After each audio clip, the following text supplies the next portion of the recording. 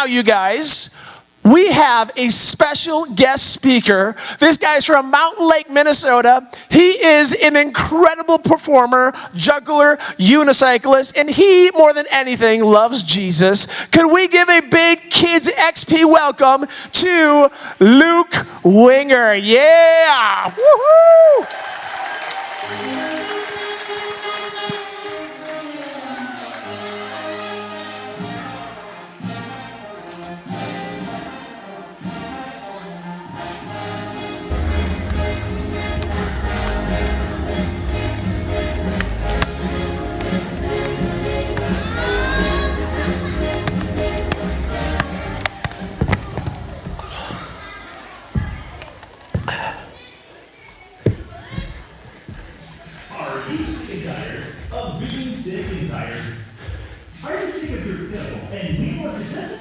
I don't know if I told you that worthless life of yours could have endless meaning and joy. All you have to do is purchase the revolutionary, all-new, one-of-a-kind, organic bowling ball. That's right. This bowling ball has been specifically designed to crush your competition, giving you new purpose, joy, and meaning in your life. In fact, it's so revolutionary that it's even more dangerous than a deadly, razor-sharp knife. No, this can't be more dangerous than a deadly razor-sharp knife. That wouldn't make any sense. It is, my friend. It is. Well, what do you guys think? Do you think it's possible that this bowling ball is more dangerous than a deadly razor-sharp knife? I don't know. I find that a little bit hard to believe, but I was really hoping to experience some joy in the beginning of my show, but I totally messed it up. So maybe this could be the key to experiencing true joy. I got to find out, though, if this indeed is true. So today I have brought with me, he said it's more dangerous than a deadly razor-sharp knife. So I have brought with me today a deadly razor-sharp knife. Now, oftentimes when I bring a deadly razor-sharp knife to a juggling show, someone in the audience inevitably shouts out, "Luke, how sharp is that knife?" Sharp, but not as sharp as this kid over here. So, but we got to find out how sharp this is. And to do that, I have brought with me today the natural enemy to the knife, a carrot. So my assumption is if this is a sharp knife, it should do some mighty damage to the carrot. So let's find out. Got a couple of carrots here. All right, we need a little audience participation. Would you guys count with me to 3, please?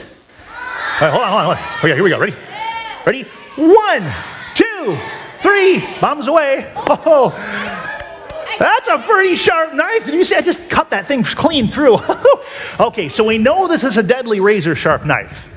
So now we got to find out if indeed the bowling ball is more dangerous than that deadly razor-sharp knife. And so I brought with me a cutting board today.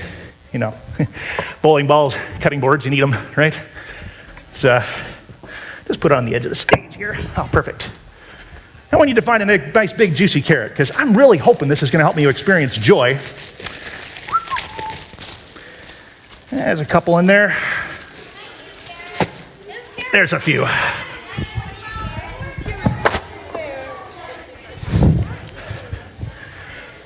All right, I got to be honest, I'm not expecting a whole lot, but I'm optimistic because I want to experience joy. So will you guys count with me to 3 one more time? Here we go. Ready? 1, 2, 3. Bombs away. Did you see that? It exploded. It is more dangerous than a deadly razor-sharp knife. My life is complete. Now I can experience true joy. Except it's full of carrot juice. Oh, yuck. And I made a massive mess of the stage. I'm sorry, Chris. I didn't mean to wreck your stage here. Oh, man. I don't know if I want to eat the carrot now. It's kind of broken. Sorry. Got to clean up here. Oh, yuck. Man, I was really hoping that this bowling ball would help me to experience some true joy, but I feel like perhaps I'm missing something. That's right, Luke. You are missing something. What you're missing is absolutely revolutionary and has the ability to bring joy to your life in ways you never thought possible. Well, what is it? You're missing the new recurrent and incredibly overpriced abstract. Simply place the abstract in your hand and all of your wildest dreams will come true. Really? All my wildest dreams? Yes, really. But don't delay. Buy today and feel your worries drift away. This is awesome. I have a brand new overpriced tennis racket. Now I can definitely experience true joy. Except I don't have a ball. I can't play tennis. I have a ball. I have an organic bowling ball. This is perfect. All right. Ready? Where do you go? Ready? 1, 2. Ah, nuts. The bowling ball's too heavy. I don't have a good place to play tennis. Oh, man. I was really hoping I was going to be able to experience true joy, but now I just don't know if I ever will. Who's he calling a chicken? I was talking to you. I was talking to my foul friend over there. It's a rubber chicken. My life is complete. Now I can experience true joy.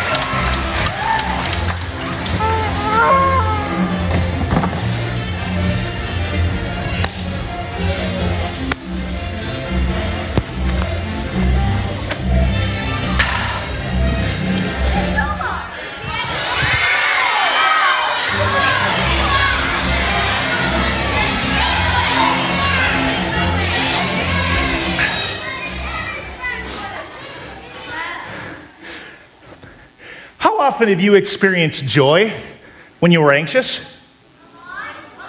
Especially when things maybe didn't go the way you'd planned. I was about 17 years old when I accidentally set my church on fire. I got a call from the youth director at my church. He said, "Hey, Luke, would you be willing to come up next week and do a juggling show for our youth kids?" And I said, "Oh, yeah, that'd be awesome. What time would you like me to be there?" He said, "How about 6 o'clock on Wednesday?" I said, "That's awesome. I'm looking forward to it." And he said, "Well, Luke, we're looking forward to it too. Why don't you plan on being here about 6? And I just want to let you know, you'll have an hour's worth of time to fill. So if you can kind of plan on that, we'll go from there."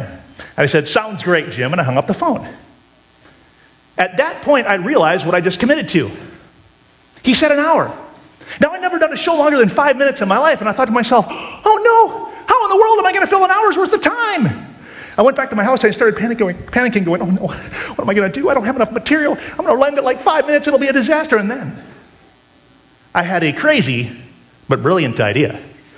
I thought to myself, what if I lit a ball on fire and juggled it with my bare hands? I mean, that would be incredible. I could build up for that trick for like 20 minutes. So I went back to my house and I got a tennis ball and squirted some lighter fluid on it. Now, kids, please don't try this at home. Go to your friend's house. Okay. So I got the ball, I lit it up, and I began to juggle it, and it worked. I didn't light my hand, and I thought, perfect, I'm putting it in the show. But I didn't want to jinx myself by practicing too much, so I didn't try the trick again until the day of the show. Well, there it was. I was driving over to the show, and I started to think about all the things that could potentially go wrong with this trick. And I thought to myself, oh no, the last time I did The trick, the ball, which is normally yellow and fuzzy, tennis balls, yellow and fuzzy, was now black and rubbery. I thought to myself, oh no, what if it doesn't light? It'll be a disaster. They'll laugh at me. So just to be sure it would light, I went over to the store and bought a brand new tennis ball. And to make sure the gas didn't evaporate, I submerged it in a bowl of white gas and headed over to the church. Well, when I arrived at the church, I was expecting to be in a room with a nice high ceiling like this and a tile floor. But no, it was a room with a very low ceiling and a carpeted floor. So now I was faced with this dilemma. Do I take the trick out and the show is way too short? Or do I chance it? Well, being the optimistic teenager that I was, you're right, I decided to chance it, and things were going pretty well until I got to this particular trick. Well, when I started the ball, I lit it on fire. I realized at that point that if you have a ball which is soaking wet in gasoline, it stays soaking wet after it's lit. And so as I began to juggle the ball, the gasoline came off on my hands, lit both of my hands on fire, forcing me to put my hands onto my pants and drop the ball. The ball starts bouncing across the carpeted floor, lit the carpet on fire, and was heading straight towards the center of the audience, seated on that carpeted floor. So can you imagine my expression and the expression of my youth director as I spent the next 20 seconds or so screaming, "Ah!" trying to capture the ball, put out the carpet fire, and grab the ball before it burned the church down, killing everyone in it? Needless to say, that show was a complete disaster. And I didn't experience any joy whatsoever because all I could think about from that point on is how in the world am I going to get the audience back? I've lost them. Now, it was a pretty hilarious show looking back. In fact, so hilarious that the church that I performed at remembered it 20 years later. But the question I couldn't help but ask myself was this: could I have experienced joy in the midst of a disastrous show where literally everything that could possibly go wrong was going wrong? The question for you guys today is this: can you experience joy in any situation you find yourself in, whether it's good or bad? Well, I've heard a couple of people answer some questions. The answer to the question is yes. You can experience joy in any circumstance, but true joy only comes through a relationship with Jesus Christ. And so if you're here today and you've never put your hope and trust in Jesus Christ, you will never be able to fully experience the joy that God has created you to experience.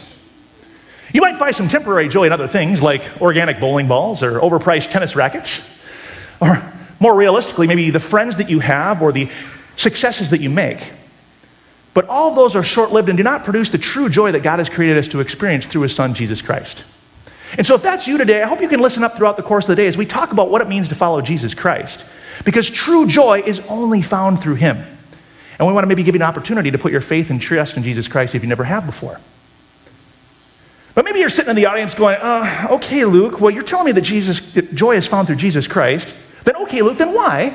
Why do so often do we see Christians that say they love Jesus that are struggling to experience joy in their lives? Well, that's a good question. Well, the truth of the matter is that true joy is only found through a relationship with Jesus Christ. But once we have that relationship with Jesus Christ, we need to recognize the tools that God has given us to experience joy through His Son, Jesus Christ.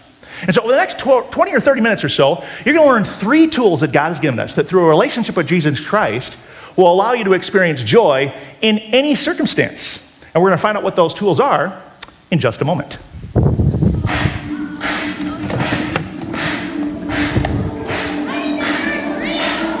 Let me tell you, oh my friend, about this joy I'm living in. Let me take the mic, girl, testify. I was there and I came to life. No more living in the dark of night. No, everything's alright. I've been changed. I've been saved. It's been I've been changed. I've been changed. Tell me what now. It's okay to live my life.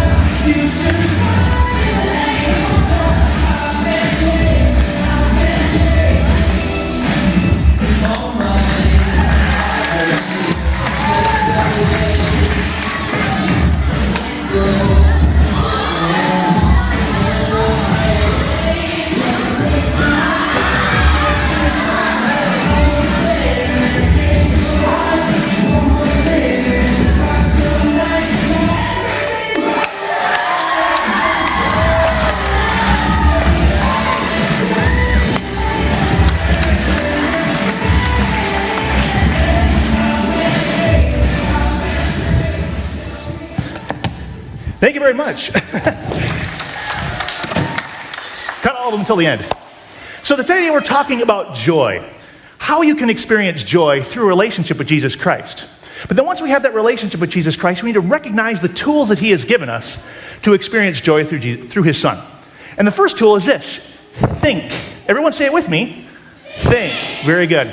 In Philippians 4 verses 8, it says this: finally, brothers and sisters, whatever is true, whatever is noble, whatever is right, whatever is pure, whatever is lovely, whatever is admirable, if anything is excellent or praiseworthy, think about such things.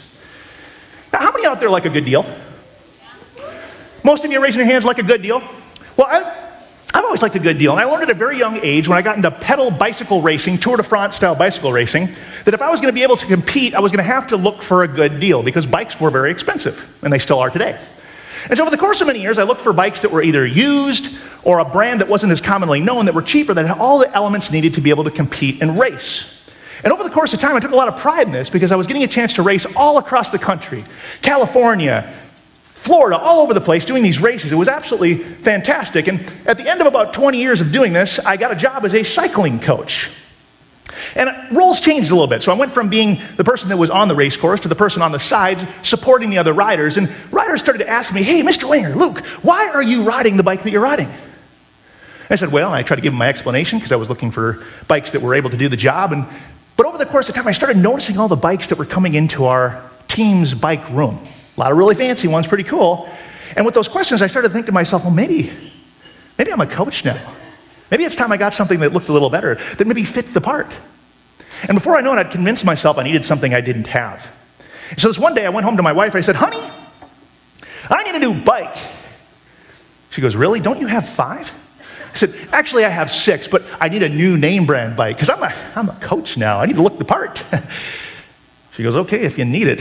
So I went out and I bought a brand new bike, name brand bike with all the bells and whistles on it. I took it for a test drive and it was fantastic. I loved it. Until a week later, a part on it broke. I'm like, are you kidding me? It's a week old. It broke already? I went back to the shop and said, is this something you can fix? And they said, oh yeah, no problem, sir. We'll fix it in just a hurry. Okay, thank you so much. They fixed it, took it home, it felt good again. I'm like, oh, it was just a fluke. Until a week later, it broke again. I said, are you kidding me? 2 weeks, 2 breaks? Bring it back to them, they fixed it again. But when it broke for the 3rd time, I started to get a little bit nervous because I lived in the mountains of North Carolina. It was a daily occurrence to reach speeds of over 55 miles an hour. And I started thinking to myself, oh no, what if the bike breaks when I'm going down a hill? I could die. And before I knew it, I wasn't experiencing any joy whatsoever because all I could think about is, oh man, I'm going down a hill at 50. What if this thing breaks? It's going to be over.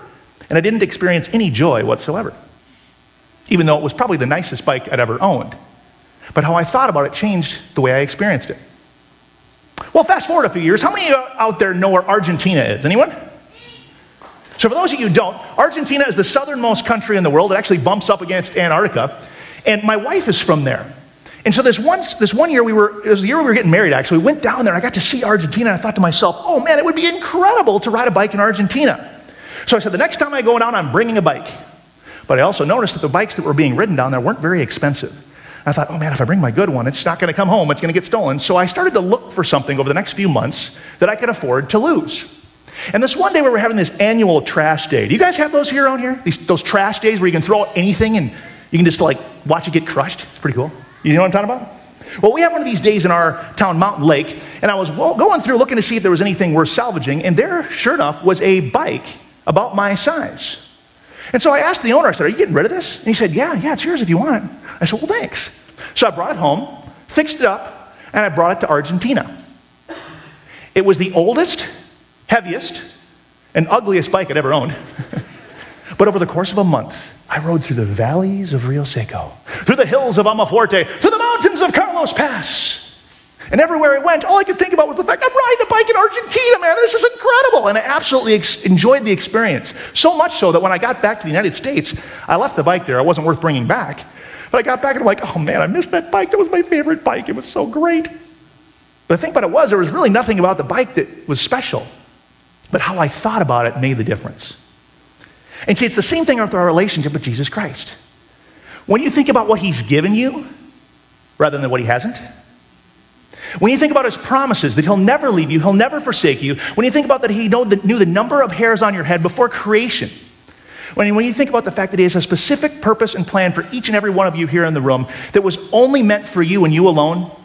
And when you think about the fact that he sent his son, Jesus Christ, to die on the cross for your sins so that you can have an eternal relationship with him in heaven and even here on earth. When you think about those things, you'll begin to experience joy in situations you never thought possible. And so the first tool that God has given us to experience joy in any circumstance is to think. And one of the things I didn't get a chance to bring with my family today, I have 5 kids, 1 wife. And one of the things I didn't get a chance to do, unfortunately, is bring them all, but I got to bring one of my oldest son, Gideon, today. And I got to tell you, one of the things I love to think about is the gifts and talents that he has given my children, and just like you guys in here. And so today I'm going to invite my son Gideon up. He's going to share a couple of his talents and skills with you. So if you would give a warm round of applause for Gideon Winger.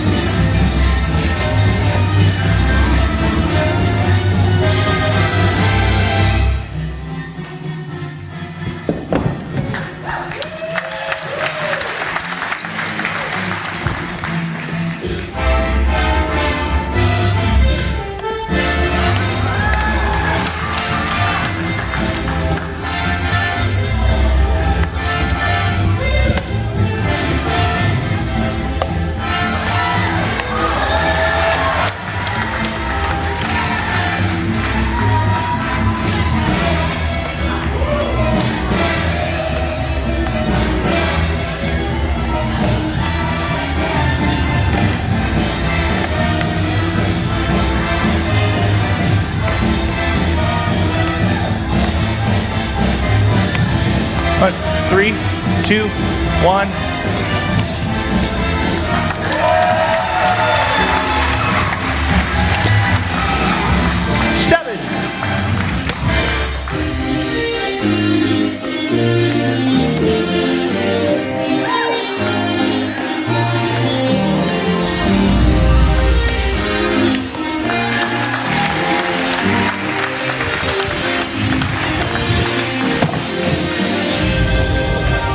Let's give one more round of applause for Gideon for helping me out here. Very exciting. So today we're talking about joy. How you can experience joy in any circumstance through a relationship with Jesus Christ and the tools that he has given us. And the first tool is to think. And the second tool is to thank. Everyone say it with me. Thank. Very good. In 1 Thessalonians 5:18 it says this, "Be thankful in all circumstances, for this is God's will for you who belong to Christ Jesus." But can I be honest with you guys this morning? I'm going to be a little serious. I had a very difficult time being thankful. When I was living in Beijing, China with my family, and my daughter Tiana had an accident in our home and died. We prayed for 3 weeks that God would heal her. We knew he could do it. We were hoping he would, but he didn't. And at the end of 3 weeks, my wife and I were calling out to God, "Lord, what do you want us to do? What's the next steps?" And there were medical decisions that needed to be made, and we weren't agreeing on them. And so it was starting to be a very difficult situation, even more difficult than it was before, because the doctor said there was a very short period of time left, and we didn't know what to do. But out of the blue, this person randomly emailed us and said, hey, have you considered organ donation? Now, we hadn't even thought about it before. And so my wife looked at me and said, what do you think? And it was clear at that point that God was giving us a specific direction. Now, for just a second, I want to just pause for any young kids here who don't know what this is. Organ donation, just kind of give you a little idea of what it is if someone were to die or pass away, there are oftentimes parts inside of their body called organs, which you can't see, that can still be healthy right after a person passes away and can be given to someone who is sick to help them get better. And so this was what the process that someone told us to consider, and we said, yes. So we realized God was giving us this direction. And so we said, okay, we're going to do it. So I called the hospital in China. So we're in Beijing, China. I called the hospital and said, is this something you do in China? Do you do organ donation here? And they said, yes, we do. Can you come to the hospital as soon as possible? We said, okay. So we went over to the hospital when we arrived, and they said, sir, ma'am, your daughter's body is shutting down. We have a very short window. If you want to do this, she can save somebody's life. We knew God had spoken. Our pastors were with us. They were praying with us. And we said, okay. And about 24 hours later, or within that 24-hour period that was to come, our daughter Tiana went to be with the Lord. Now, I want to tell you, reality, there was some joy when we found out that she had saved 2 kids' lives. And a girl that was born completely blind was able to get sight. There was some joy when we found that out. We're like, wow, God, look what you did. But as time went on, things got a little bit harder. In fact, after the funeral, everybody went back home and our support was gone. We didn't have anyone around us anymore. My kids had seen the accident. They were traumatized by it. And so we're struggling to encourage them, to help them know what to do. My wife and I were grieving. We didn't know how to deal with it, so we were fighting all the time, trying to figure out how to deal with the pain that we were experiencing. And to make matters worse, my way of dealing with stress is to go out and ride my bike as hard as I can. And I had to go into a hip surgery that put me in a wheelchair for 3 months. And it got to the point where I was so low that I started to question my faith in a way I never had before. I'd followed Jesus Christ since I was as little as I could possibly remember. And now for the first time in my life, I was questioning him in a way I never had before. And I literally went into my living room this one day and I prayed this prayer. I said, Lord, I don't know if I want you in my life anymore. It wasn't a very nice prayer. That's how I felt. But as I was praying this prayer, I started to get all these memories. All these times that I was remembering in my life that God had been faithful. The times he brought me through. And it was like he was saying, Luke, I've been with you your whole life. I'm with you now. And I'll be with you through this. And I said, okay, Lord, I'm going to choose to trust you, but I don't get it. Now, I'd like to tell you that things just suddenly got better. I started to experience a bunch of joy. But it was really difficult for a long time, to be honest with you. But from that point on, there was a knowledge, a recognition, maybe an understanding that I hadn't experienced before, that even though God hadn't taken away the pain, he was walking through that pain with me and giving me a peace that the Bible describes as a peace that passes all understanding. So even though life was really difficult, through that peace, he was bringing joy back into our life. Well, as they say, time heals. And about a year later, we were seeing God work in our life. He was bringing joy back into our life. He was being faithful. Now, we were still raw. It was still very recent. You don't get over that in a year. But we were experiencing joy, and we were praising God for what he was doing. And then out of the blue, we get this random call from the Organ Donation Foundation of China. They said, hey, would you be willing to come to Tianjin? We'd like to honor your daughter. We're like, well, sure, wow, of course, that's so nice. Thank you so much. So we traveled down to Tianjin having no idea what to expect. And when we get there, outside of the building, there is a banner about the size of this black backdrop over here with a huge picture of Tiana on it that said, love that crossed the Pacific Ocean, in Chinese and English. We're like, wow, they really went out. It's so cool, right? We go inside, and the room was packed. It was decorated with news media, or it was decorated with this picture all the way around the entire room, and it was full of news media, reporters, doctors, nurses. People had flown in. One of the first people that introduced himself to me said, I was the first person to do a heart transplant in China. I flew here from Taiwan to meet you. I'm like, why are you here? Well, the kids that got the organs were there. The ones that survived and were able to live because of it. And we're like, why are all these people here? And they stuck a microphone in my face and said, why did you give your daughter's organs to a Chinese person? I wasn't quite sure how to answer that question. For those of you who don't know, in China, you have to be very careful what you say in any public space about your faith, because you can get kicked out in minutes.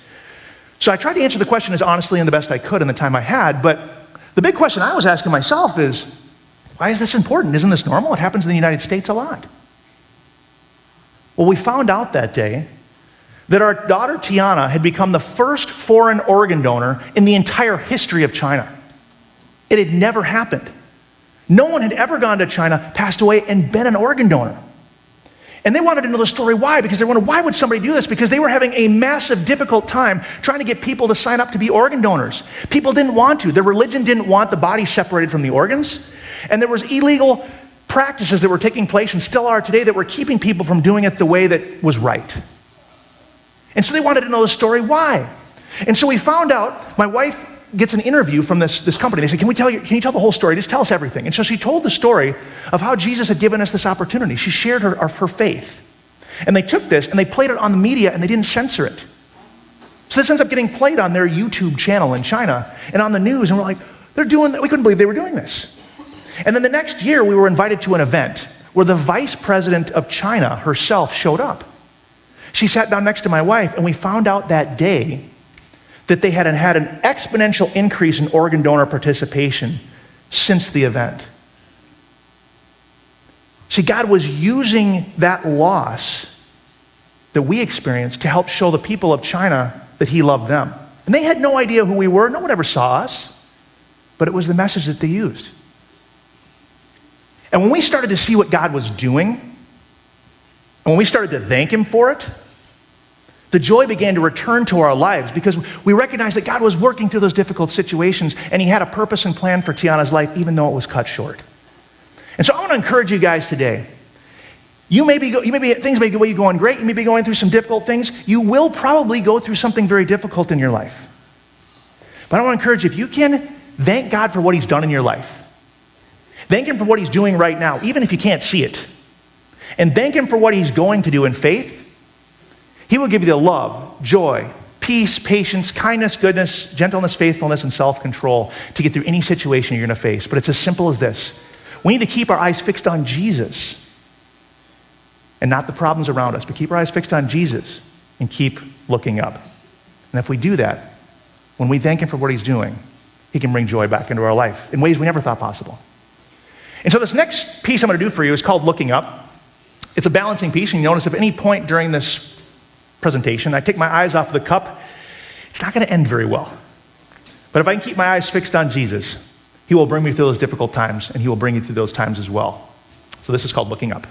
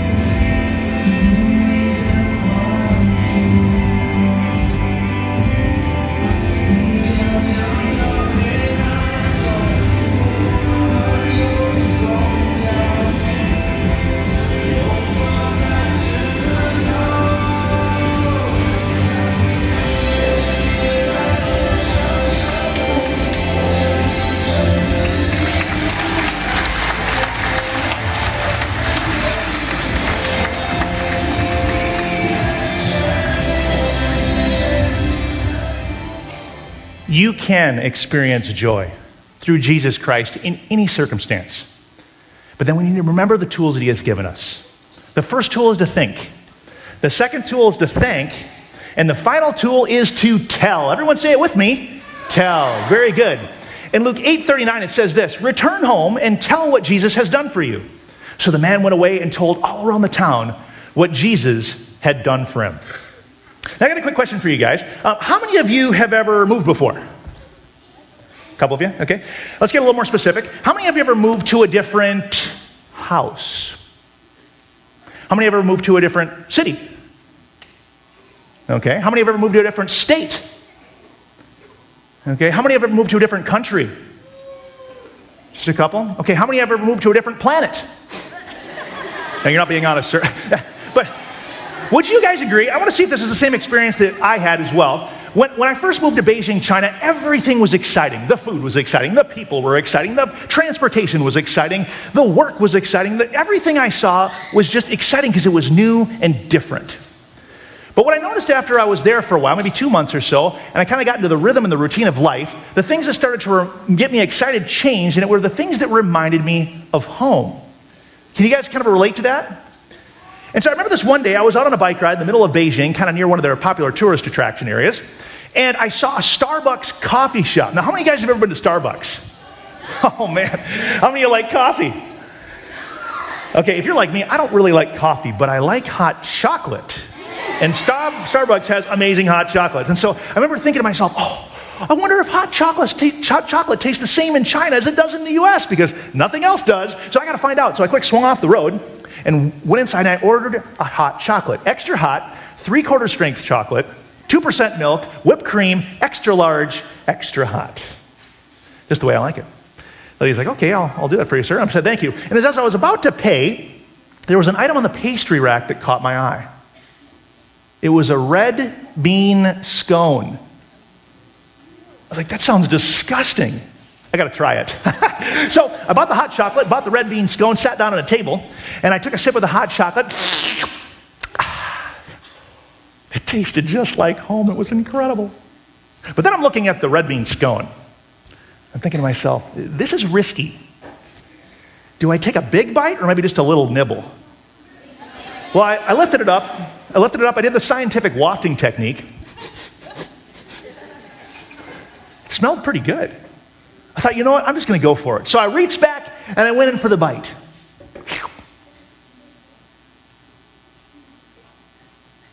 I got to tell you, that bite changed my life. That was the most incredible scone I'd ever had in my life. It was so good that I wolfed that thing down, went right back up to the cashier and said, do you have another red bean scone? And she was like, I'm sorry, sir.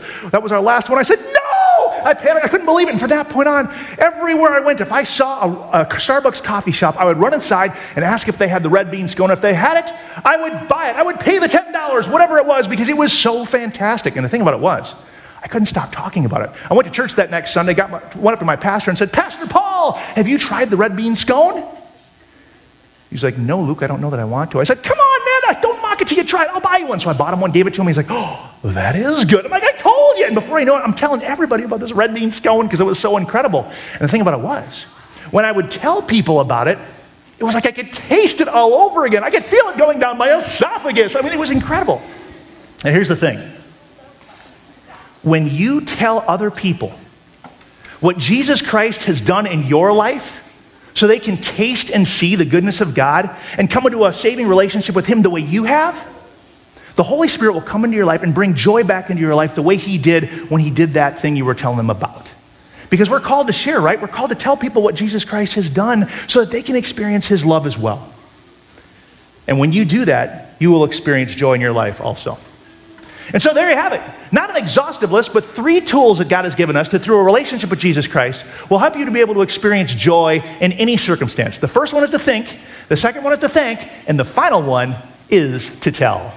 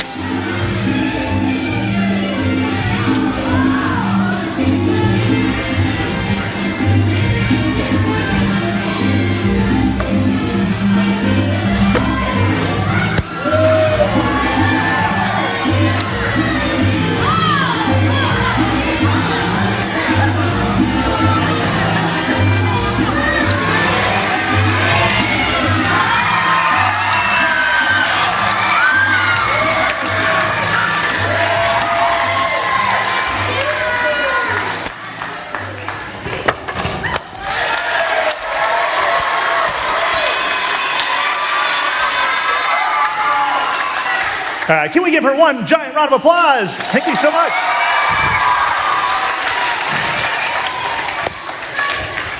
All right, well, it's great to be with you guys today. I hope you didn't miss the point. True joy is only found through a relationship with Jesus Christ. But once we have that relationship, we need to remember to think, thank, and tell.